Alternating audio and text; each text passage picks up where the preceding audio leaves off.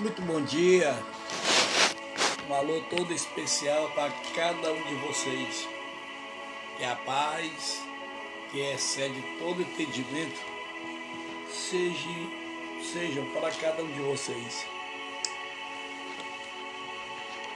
Hoje me deu a vontade de trazer uma temática escatológica para você nesta manhã. Está baseado lá em Apocalipse, capítulo 22, verso 12, que diz assim: Eis que cedo venho, e o meu galardão está comigo, para dar a cada um segundo a sua obra. O tema central: eis que cedo venho, o galardão e a responsabilidade da obra. Nós sabemos maravilhoso a certeza do juízo e a fidelidade de Deus em recompensar e a responsabilidade do cristão em viver e trabalhar para a glória de Deus. Eu quero direcionar essa reflexão junto com vocês para que cada um de nós venhamos compreender que a volta de Cristo não deve produzir apenas expectativas, mas santidade, fidelidade, perseverança e serviço.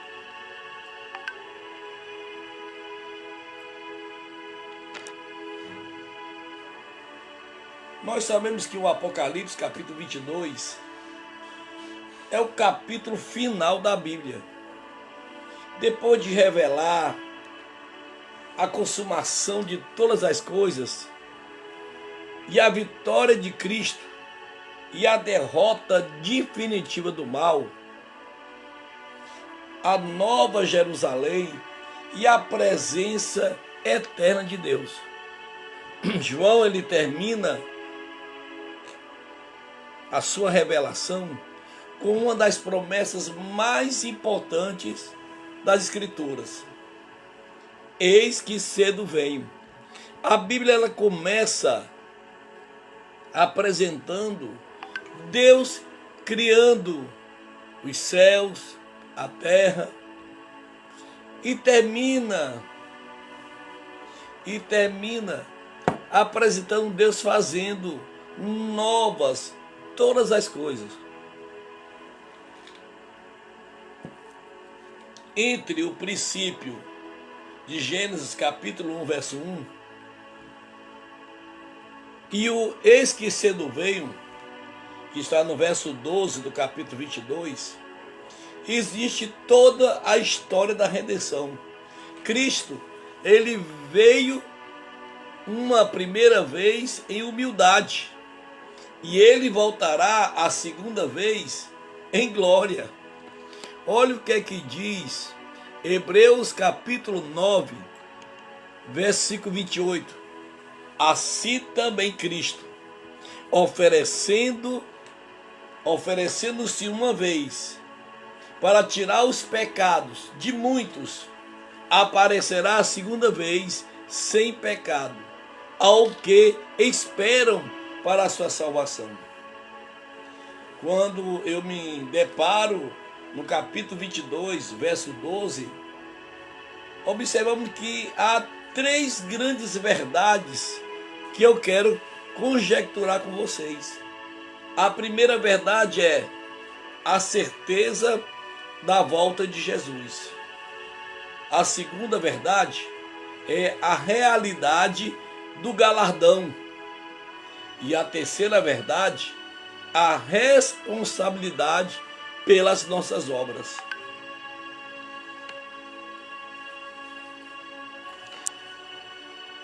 E eu quero esboçar junto com vocês, para podermos entender melhor, o capítulo 22, verso 12. Observe que tem uma frase que diz: eis que cedo venho. Aqui mostra a certeza da volta de Cristo. Observe que Cristo não diz, talvez eu venha, mas ele afirma categoricamente, eis que cedo venho. Então, que eu compreendo, isso não quer dizer, não é uma possibilidade, ou uma hipótese, ou uma metáfora vazia, mas sim é uma promessa escatológica. Jesus voltará. Observe, para dar mais base àquilo que eu estou tratando junto com vocês, eu quero apresentar aqui 4 referências para respaldar a minha exegese aqui junto com vocês. Observe que em João capítulo 14, verso 3 diz, e se eu for e vos preparar um lugar, virei outra vez. Aleluia. Que coisa linda, maravilhosa. Atos, no capítulo 1, e no verso 11 diz, esse Jesus há de vir, assim como para o céu o viste ir. Aqui é o testemunho, né, dos apóstolos. Agora é o testemunho dos anjos falando para os apóstolos. Agora, dando um reforço, mais convicção daquilo que eles estavam ensinando. Observe que Tito, no capítulo 2, no verso 13, diz, aguardando a bem-aventurada esperança e o aparecimento da glória do grande Deus e nosso Senhor Jesus Cristo. Quero trazer aqui uma reflexão. A igreja não está caminhando para o desconhecido, não. Estamos caminhando para o encontro com Cristo. A história não terminará no caos. O céu e a terra começou com caos, mas no Apocalipse observa-se a organização divina com relação a todas as coisas. Então a história vai terminar sob o governo soberano de Cristo. Esta reflexão que eu quero repassar para você neste dia. Observe que eu dei 4 referências. Vem agora a 4ª. 1 Tessalonicenses capítulo 4, verso 16. Porque o mesmo Senhor descerá do céu como um alarido. Louvado e engrandecido seja o nome do Senhor. Quero aqui agradecer aqui a presença da minha filha, Efigênia Mendes. Um abração, querido. Que Deus te abençoe. Compartilha essa live aí, tá? Muito bem. Então, o primeiro esboço que eu quero tratar com vocês, ele diz, eis que cedo venho. Então, trata da certeza da volta de Jesus. Agora, dentro da segunda instância, que eu quero repassar para você nesta manhã. O cedo venho, a palavra cedo precisa ser compreendida dentro da perspectiva bíblica escatológica. Não significa necessariamente que João estivesse estabelecendo uma data cronológica imediata, não.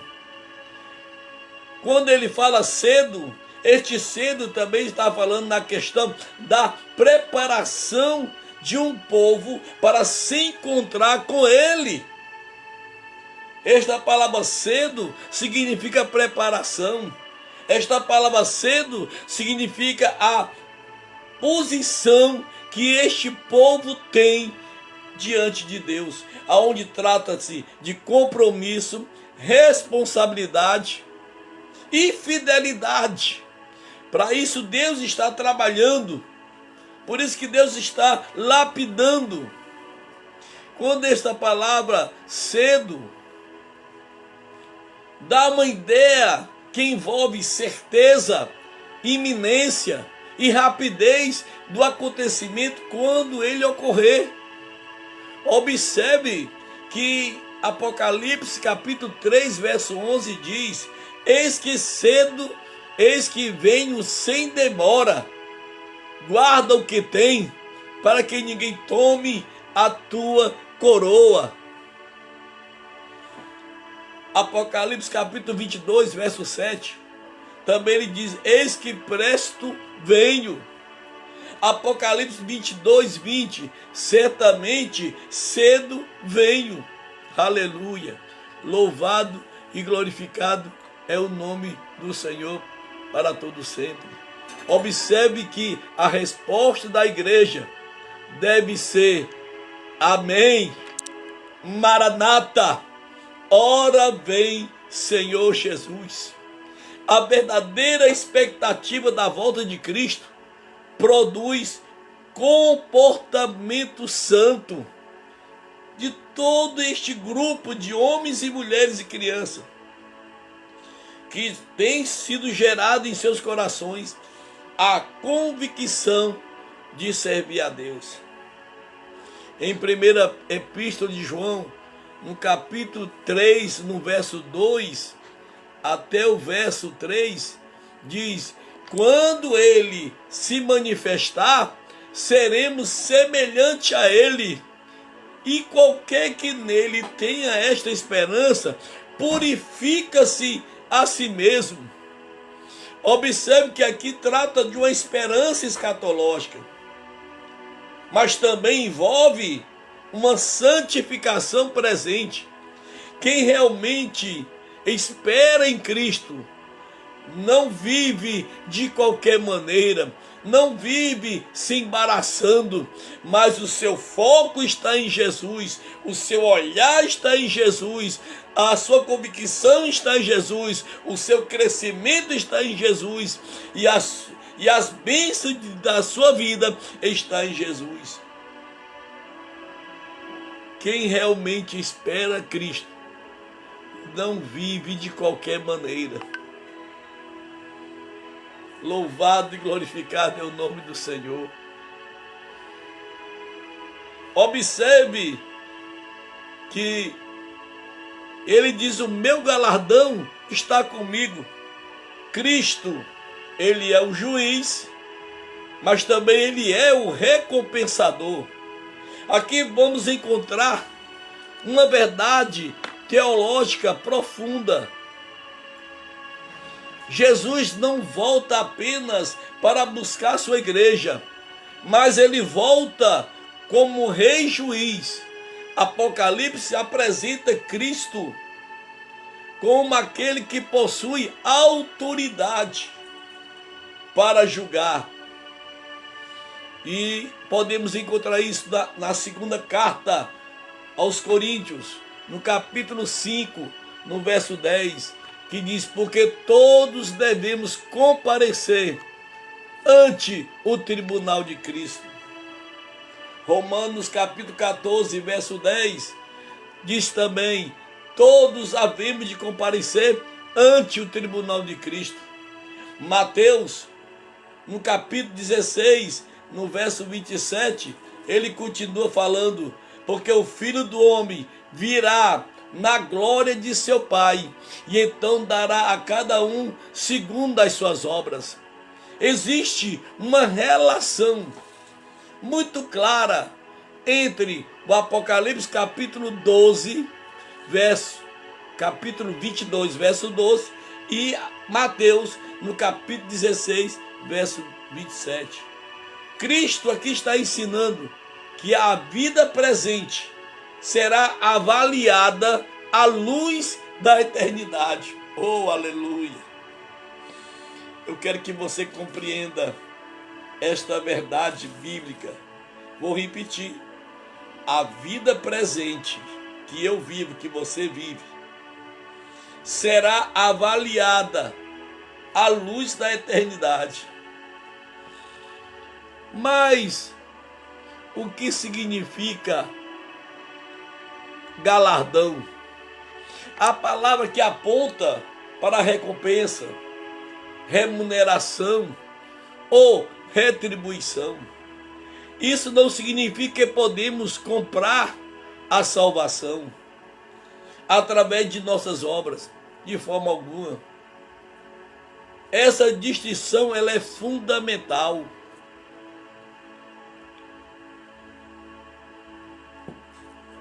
Salvação não é salário.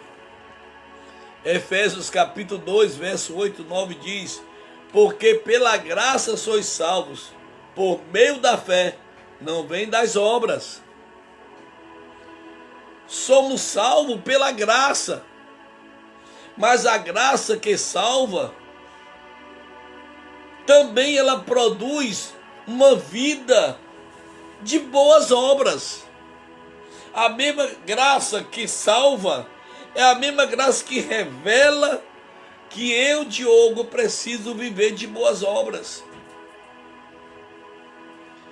Efésios capítulo 2, verso 10 diz: porque somos feitura sua, criadas em Cristo, para boas obras.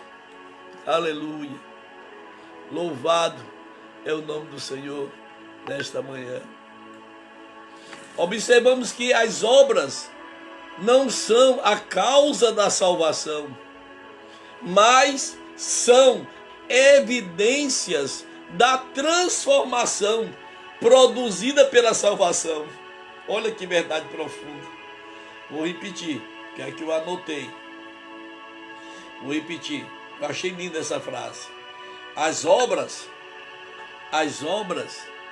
não são a causa da salvação, mas são evidências da transformação produzida pela salvação. O galardão ele revela que Deus não esquece fidelidade. Existem pessoas que trabalham para Deus sem reconhecimento humano, nem de ser aplaudidas, ser reconhecidas. Tem muitos homens e mulheres que trabalham na obra de Deus sem um reconhecimento humano, como tem, e tem muitos. Me veio até agora um pensamento da história de um pregador de renome. Quando pregava,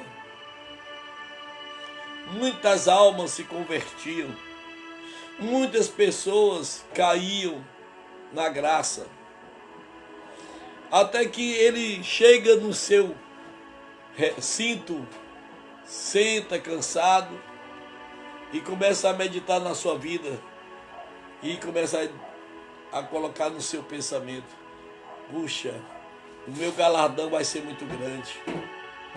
Eu ganhei muitas almas, fiz muitas pessoas chegarem até Deus.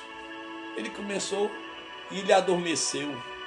Nesse pensar dele, ele começa a sonhar, dormir, e de repente ele sonha. Ele vê um homem, Mouribes, trazendo o seu martelinho pequeno. Aquele homem entra no seu quarto, coloca a mão no seu peito e tira um pedaço de um material, coloca aquele material no fogo, aquele processo que todo ourives faz. Ele pega o martelo, esfria aquele material, pega o seu martelo, bate. E ele começa a separar aqueles pedaços e começa a fazer anotações. E ele pega e entrega a anotação para aquele homem. E ele sai com um semblante muito triste, olhando para aquele obreiro e se expressando: que Deus tenha misericórdia de ti. Que Deus tenha misericórdia de ti. Que Deus tenha misericórdia de ti.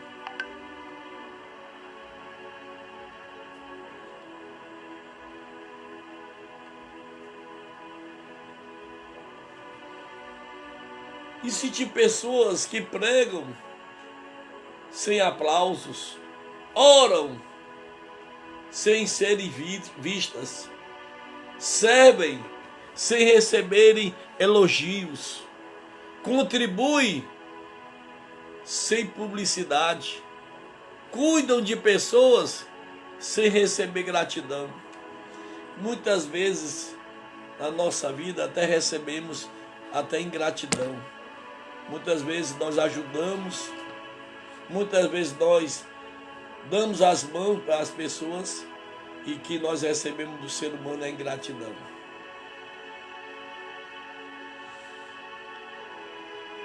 Existem pessoas que trabalham para Deus sem ter realmente conhecimento humano. Mas o melhor de tudo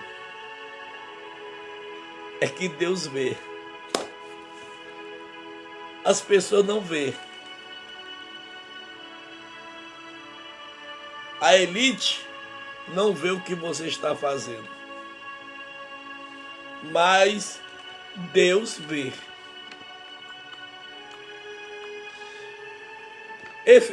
Hebreus capítulo 6, verso 10 diz: mas Deus não é injusto para se esquecer da vossa obra e do trabalho do amor. Olha aí, que palavra poderosa. Deus não esquece. O homem pode esquecer. A igreja pode não perceber. As pessoas podem nem agradecer. Mas Deus, ele vê. Louvado e glorificado é o nome do Senhor. Cada um, para dar a cada um. Deus, ele trata cada pessoa individualmente. Aleluia. Louvado é o nome do Senhor. Observe a expressão a cada um. Deus não avalia apenas multidões. Ele conhece indivíduos. Ele conhece o coração. Ele conhece a intenção. Ele conhece a fidelidade. Ele conhece o sacrifício. Ele conhece aquilo que ninguém viu. Aleluia. Louvado é o nome do Senhor para sempre. Eu sei que o Espírito de Deus está tocando, está falando. Alguém está sendo tocado, sendo impactado com esta palavra. Louvado seja Deus. Não se turbe o vosso coração. Crede em Deus, crede também nele. Na casa de meu pai há muitas moradas. Se não fosse assim, não vos teria dito: vou preparar um lugar. E quando eu preparar este lugar, virei outra vez e vos levarei para mim mesmo, para que onde eu esteja, estejais vós também. Aleluia. Glorificado é o nome do Senhor. Jeremias 17:10 diz: eu, o Senhor, esquadrinho o coração, eu provo os pensamentos. Aleluia. Não adianta. A gente pensa que engana a Deus. A gente pensa que podemos comprar Deus com qualquer pirulitozinho. Deus é soberano, ele é sábio. 1 Coríntios capítulo 4, verso 5 diz: o Senhor trará à luz as coisas ocultas das trevas e manifestará os desígnios dos corações. Guarda teu coração, meu querido. Guarda teu coração, minha querida. Porque de lá vem coisas boas e coisas ruins. Saiba peneirar. Saiba escolher as coisas boas, que vai produzir uma edificação e um resultado, a tua salvação, a tua eternidade.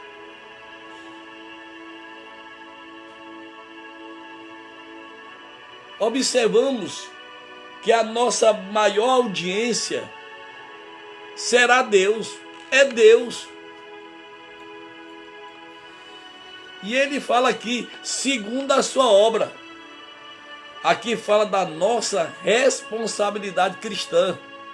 A expressão aqui não significa que todos receberão exatamente a mesma recompensa. Deus conhece a obra de cada um. Jesus ensinou lá em Lucas capítulo 9, verso 17. Bem-estar, servo bom, porque no mínimo foste fiel, sobre 10 cidades terás autoridade. A parábola dos talentos também ensina sobre responsabilidade que cada um de nós temos para com o nosso Deus. Observe que em Mateus 25, 21 diz: bem-estar, servo bom e fiel. Observe, encontramos duas palavras fortes: bom e fiel. Deus não procura apenas pessoas talentosas. Ele procura pessoas boas, fiéis. Ei, existe um aí que está ao nosso derredor, querendo desvirtuar esse lado bom, esse lado fiel, que Deus viu com tanto carinho em cada um de nós. Deus aqui não avalia apenas o tamanho da obra, mas a fidelidade. Esse princípio aparece claramente em 1 Coríntios, no capítulo 3, no verso 8. Cada um receberá o seu galardão segundo o seu trabalho. Uma pessoa pode realizar algo aparentemente pequeno aos olhos humanos, entretanto, ter grande valor diante de Deus. Há exemplos bíblicos. Observamos a oferta da viúva. Está lá em Marcos capítulo 12, versos 43 e 44. Aos olhos humanos, ela deu um pouco. Aos olhos de Jesus, ela deu mais. Mas por quê?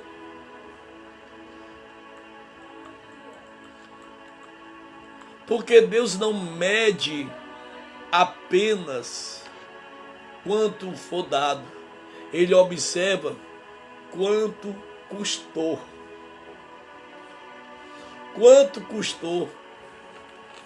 Olha aí, gente. Que estudo, que palavra maravilhosa de Deus para os nossos corações.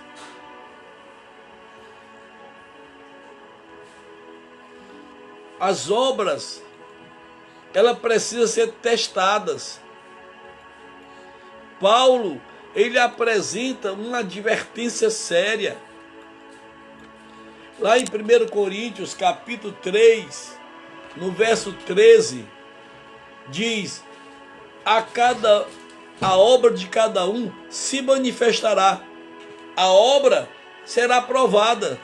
Isso significa que não basta perguntar: estou fazendo alguma coisa? Precisaremos perguntar: como estou fazendo?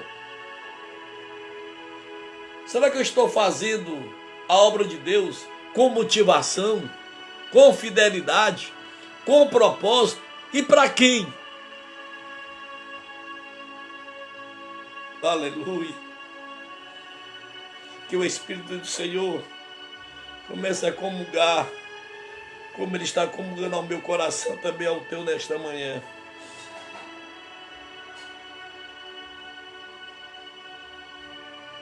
Louvado é o nome do Senhor nesta manhã. Mateus, no capítulo 6, no verso 1 diz: Jesus ele advertiu sobre fazer a obra para ser vista pelos homens. Existe uma diferença entre fazer uma obra para Deus e usar a obra de Deus para promover a si mesmo. Como é que tu está fazendo a obra de Deus? Para se promover? Ou para aparecer para os homens?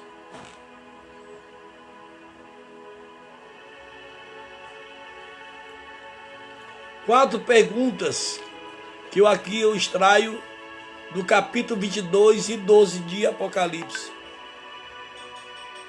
Diz assim: estou preparado para encontrar com Cristo? A nós ele nos responde, no capítulo 4, no verso 12. Prepara-te, ó Israel, para te encontrar com o teu Deus. Aí vem a segunda pergunta: a minha vida está sendo vivida para Cristo? Paulo responde, lá na segunda carta aos Coríntios, no capítulo 5 e no verso 15. Ele diz assim: para que os que vivem não vivam mais para si, mas para aquele que por eles morreu e ressuscitou.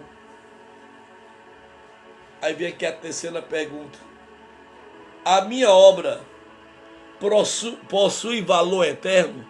Será que a minha obra que eu faço tem valor eterno? O ex-cobrador de imposto responde para nós, lá no capítulo 6, no versículo 20: mas ajuntai tesouro no céu. Aleluia. Louvado é o nome do Senhor para todo sempre. Que bênção.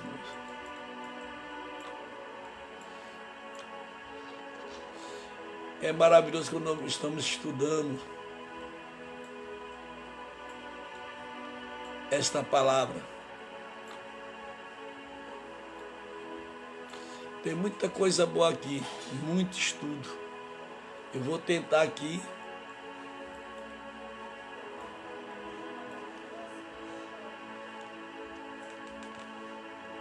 a quarta pergunta: se Cristo voltasse hoje, eu estaria fazendo aquilo que ele me chamou para fazer? Lucas capítulo 12, verso 43 diz: bem-aventurado aquele servo a quem o seu Senhor, quando vier, achar fazendo assim. Três atitudes que a igreja deve ter diante da volta de Jesus. Três atitudes.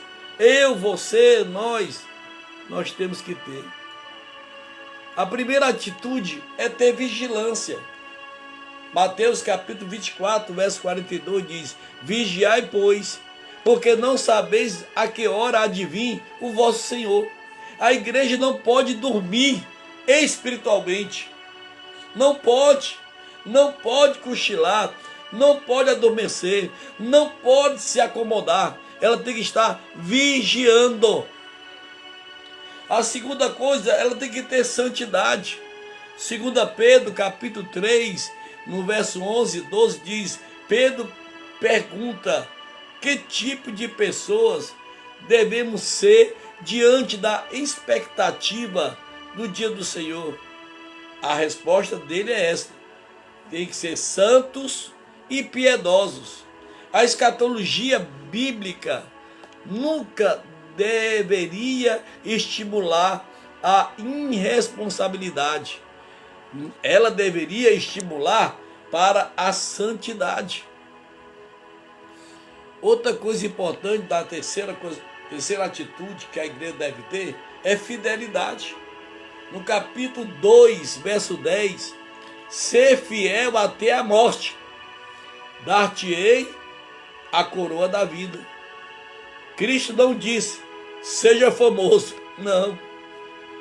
Mas ele disse: ser fiel. Aleluia. Grandes reflexões quero trazer aqui uma grande reflexão para vocês. O que estamos fazendo com o tempo que Deus nos deu? Todos recebemos algo de Deus. Olha o que nós recebemos de Deus: tempo, dons, talentos, oportunidades, recursos, conhecimento, influência e ministério. A pergunta não é apenas o que Deus me deu, mas o que estou fazendo com aquilo que Deus me deu. O Salmo 90, verso 12, diz assim: ensina-nos a contar os nossos dias, de tal maneira que alcancemos corações sábios. O tempo é um recurso que não podemos recuperar. Quanto tempo eu não perdi? Quanto tempo você não já perdeu? Infelizmente, esse tempo que nós perdemos não pode ser recuperado. Será que Cristo, quando voltar, vai nos encontrar orando, servindo, evangelizando, amando, perdoando, vivendo uma vida de santidade, ou sendo fiel à palavra? Será que Cristo vai nos encontrar desta forma? Ou vai nos encontrar diferente? Por exemplo, negligenciando, frieza, divisão, materialismo, competição, vaidade, pecado não confessado. Apocalipse, no capítulo 22, verso 12, é um chamado para despertar. A grande tensão do texto, ele vem e eu devo estar preparado. O texto possui uma dinâmica extraordinária. Observe qual é a dinâmica. Cristo vem, o galardão está com ele, e ele dará a cada um segundo a sua obra. Olha aí, olha a dinâmica aí, ó. A dinâmica escatológica. Portanto, a volta de Cristo é uma promessa para quem espera e uma responsabilidade para quem serve. E observe que a mão de Cristo não vai estar vazia, não. Ele diz: o meu galardão estará comigo. Isso significa que a justiça de Deus será plenamente manifestada. Aqui existe uma consolação para os fiéis. Talvez ninguém tenha visto as tuas lágrimas. Talvez ninguém tenha reconhecido o teu trabalho. Talvez ninguém tenha percebido as tuas renúncias. Mas uma coisa é certa: Cristo, o Rei dos Reis e Senhor dos Senhores, Ele viu, Ele vê e Ele está vendo. Hebreus 6:10 permanece como uma poderosa promessa. Deus não é injusto para se esquecer da vossa obra. Aleluia. Louvado e engrandecido é o nome do Senhor. Que bênção, né, gente? Tem muita coisa boa.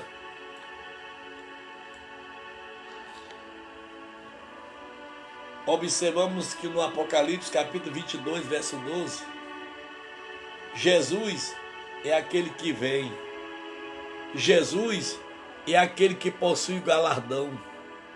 Jesus é aquele que julga. Jesus é o Senhor da história. A história caminha para um encontro definitivo com Ele. E no verso 13, no capítulo 22, olha o que ele diz: eu sou o Alfa e o Ômega, o princípio e o fim, o primeiro e o derradeiro. Cristo que começou a história da redenção lá no Éden, é o Cristo que continuará todas as coisas. Por isso quer dizer, eu faço novas todas as coisas. Aleluia.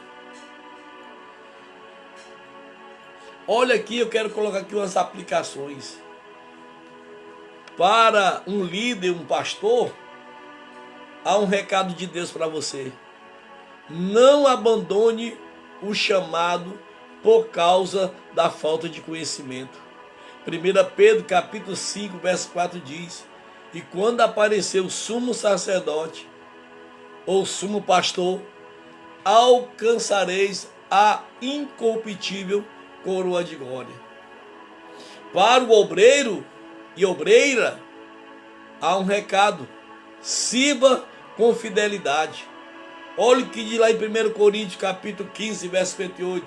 Sede firmes e constantes, sempre abundante na obra do Senhor. Para o professor, eita, professor da escola bíblica aí, você também não vai escapar não, olha.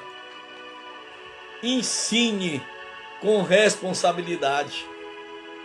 Tiago capítulo 3, verso 1 diz: meus amados, muitos de vós não sejam mestres. Para o evangelista, continue anunciando Cristo. Paulo escreve a segunda carta a Timóteo, no capítulo 4, verso 2, que pregues a palavra. Para a igreja, Deus manda um recado: permaneça firme.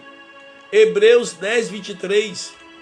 Retenhamos firmes e a confissão da nossa esperança. E para todos, qual o recado? Viva cada dia como quem espera encontrar Jesus.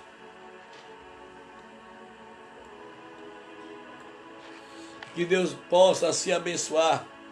Observe que há uma promessa: eis que cedo venho. Há uma recompensa: o meu galardão está comigo. Existe uma individualidade a cada um. Existe uma responsabilidade segundo a sua obra. E há um desafio também: vigiai e sede fiéis. E eu quero também, para aqui encerrar, aquele que prometeu voltar, também prometeu em recompensar. Deus, ele não mede o tamanho da obra. Ele conhece o coração de quem trabalha. O homem, ele vê o serviço. Deus, ele vê a motivação. A volta de Jesus não é um motivo para acomodação, mas para a santificação.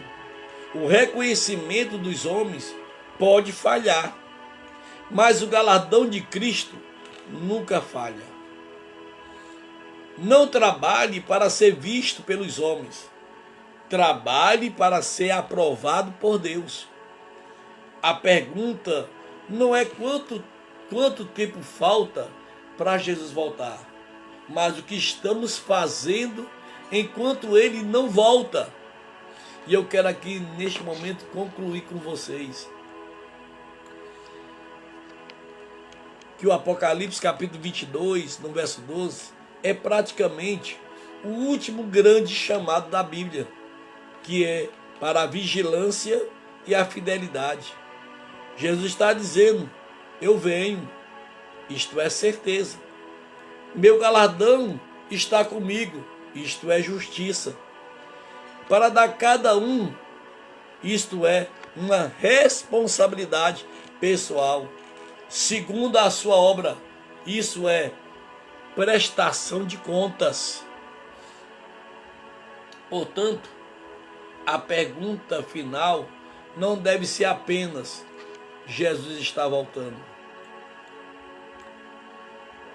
A Bíblia já respondeu: Sim. A pergunta é esta: como ele me encontrará quando voltar? Que ele nos encontre fiéis, santos, vigilantes, trabalhando, servindo, pregando, amando, aguardando a bendita esperança.